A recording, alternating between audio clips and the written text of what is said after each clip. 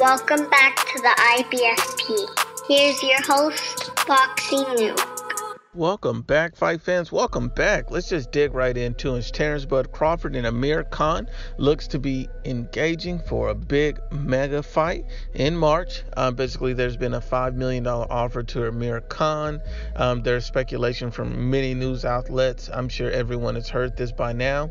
And so I just kind of want to break down Amir Khan versus Terence Crawford, and also kind of go into what this means. The first thing is, let's just break down the fight. Amir Khan has 33 wins, 4 losses.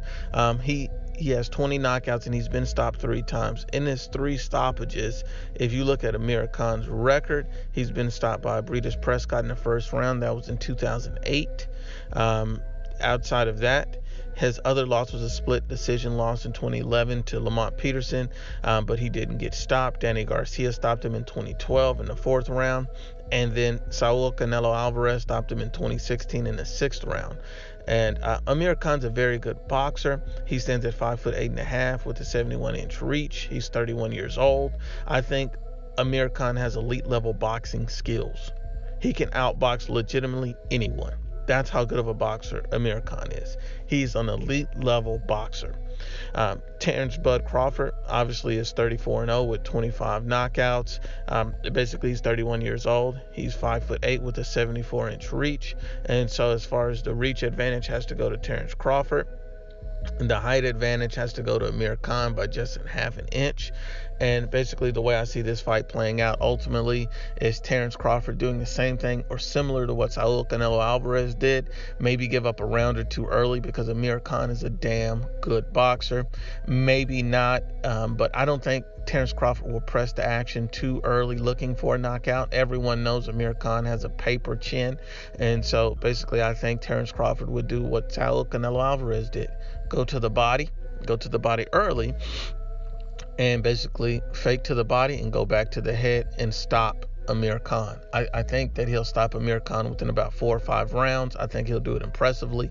I think he'll catch Amir Khan and wear him out and wear him down. And if he doesn't stop him in 4 or 5 rounds, if he stops him at any point during the fight, it's still a win for Terence Crawford, because at the end of the day, he's fighting an elite level fighter whose only job to go in there and do is to avoid you. He has elite boxing skills, but he has no chin. That's what's holding Amir Khan back. If Amir Khan actually had a chin, he'd be one of the most dangerous fighters there is. But unfortunately, he doesn't.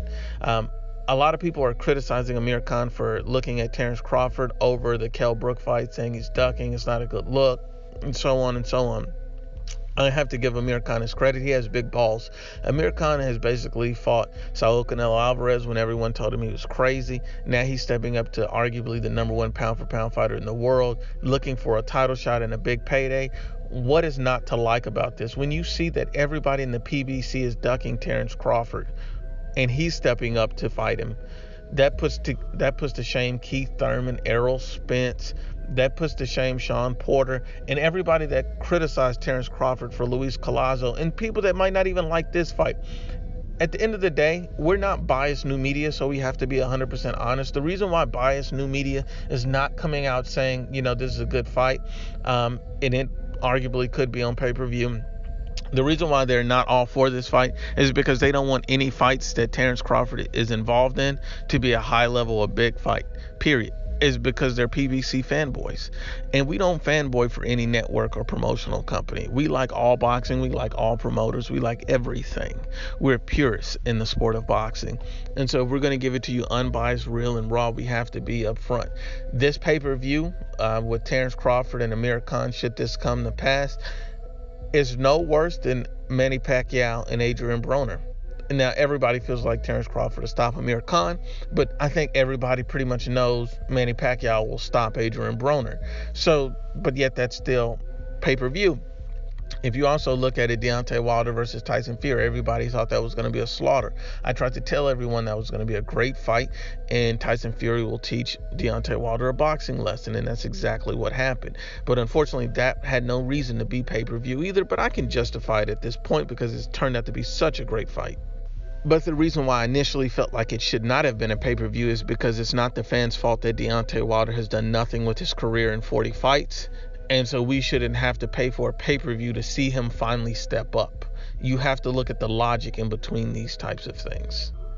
So those are just a few fights that the PBC is going to put on pay-per-view that you have to be 100% honest and unbiased and say they're not as worth it as this particular fight. But I'll give the Tyson Fury Deontay Wilder fight a pass since it turned out to be an excellent fight.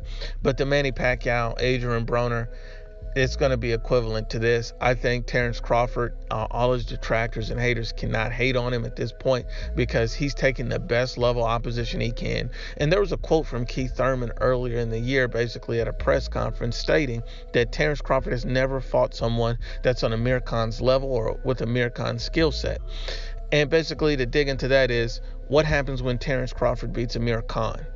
Does Keith Thurman then want to stop ducking him and step in the ring? He's a world champion. I don't understand how all these guys do not want to fight for a world title. There's no justification for it. None. But once again, it's the IBFP.